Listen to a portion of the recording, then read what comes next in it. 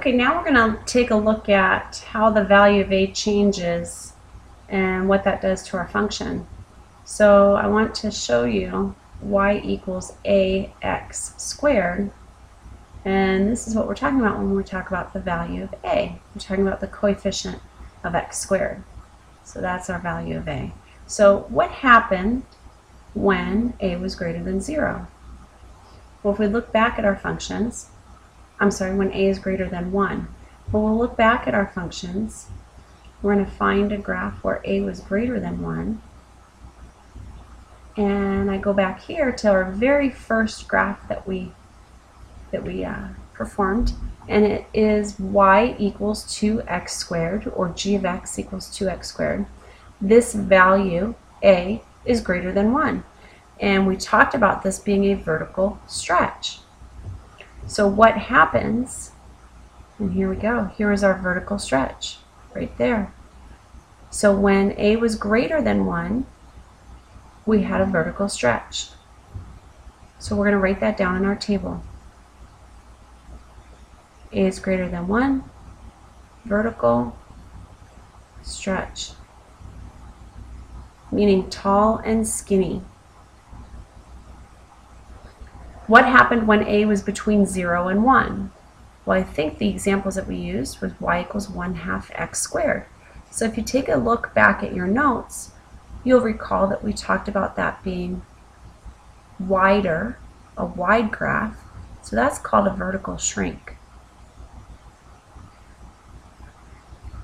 And when a was between -1 and 0, that graph was y equals -1/2 x squared. That also was a vertical shrink.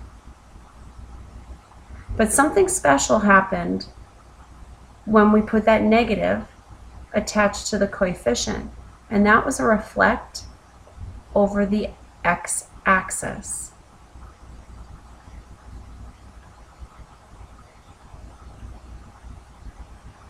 When a is equal to -1, there is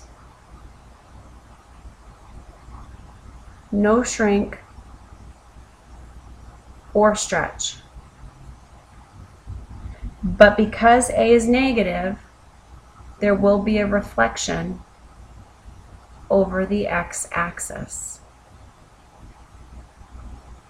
And when a is less than -1, our example was y equals -2x squared, that was a vertical stretch.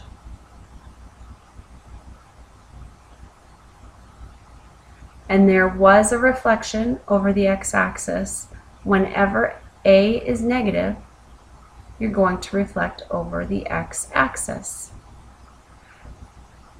So I want to say that here. When a is negative, we reflect over the x-axis. When a is not negative, when a is positive, there was no reflection.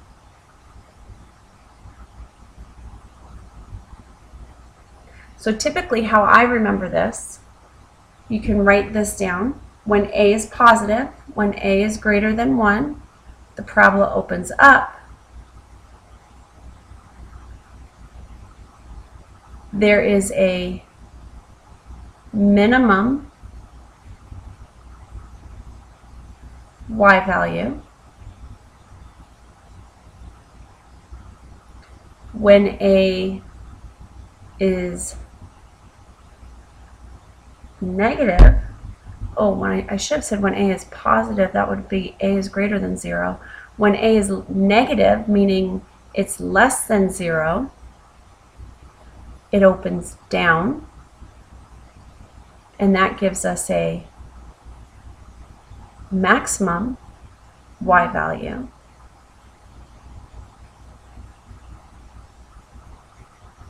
And then here, when a is larger, I'm going to try and make that a little straighter. When a is larger than 1 or smaller than -1, then you end up with a vertical stretch. So when a is greater than 1 or smaller than -1, you have a vertical stretch. But when a is between -1 and 1, then you have a vertical shrink. This will typically give you fractions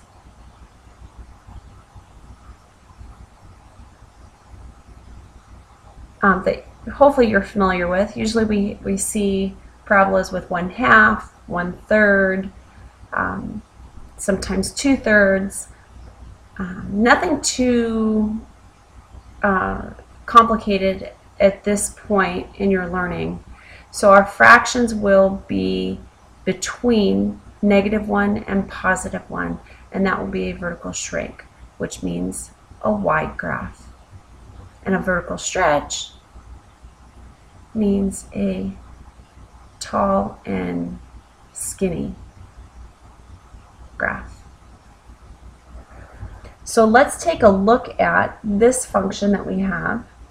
We're going to write the equation for this quadratic function given that a point 2, -1 is on the graph. So we have our vertex at 0, 0. We know that this opens down, so this graph opens down, meaning that a is going to be negative. So a will have a negative value. And this doesn't look typical. If I were to plot the parent function of a equals -x², I would have something that looks like this. But I don't have this. I have something that's wider. So because this is wide, I know that a is going to be less than 0 because it has to be negative, but it's going to be greater than -1. So this coefficient is going to lie somewhere between -1 and 0. So how can we figure this out? We have y equals ax². Well, we know that 2, -1 lies on the graph, and 2 is an x value, and -1 is a y value. Maybe we can put these values in and solve for x. So that's what I'm going to try to do. I've got -1 for y, a is unknown, and I have 2 for x. 2 times 2 is 4. So in solving for a, I'm going to divide both sides by 4, and I'm going to find that a equals -1/4. So let's try this. Y equals -1/4 x². Now before I box my answer, I'm going to try a few values here. See if it matches up on the graph. So I'll make a little table here. When I put a 0 in, 0 squared is 0, times -1/4 is still 0. If I put a 1 in for x, 1 squared is 1, times -1/4, I would get -1/4. And I'll put another value in, and then we'll compare these 3 ordered pairs and see if our answer makes sense. 2 squared is 4. 4 times -1/4 is -1. So let's take a look at these 3 ordered pairs. 0, 0. 0, 0 indeed lies on this red parabola. 1, -1/4. I go right 1 and I go down 1/4, or about 1/4. That looks like it lies on the parabola. And then we're going to take a look at 2, -1. When I put a 2 in, I get a -1 out. And it looks like the 3 ordered pairs that I tried, that they most certainly work and fall on the parabola. So I feel very comfortable and confident that this indeed is our equation for this parabola, y equals -1/4 x². So in completing the lesson, please make sure that you memorize and understand, most importantly, this table and where all these values are coming from.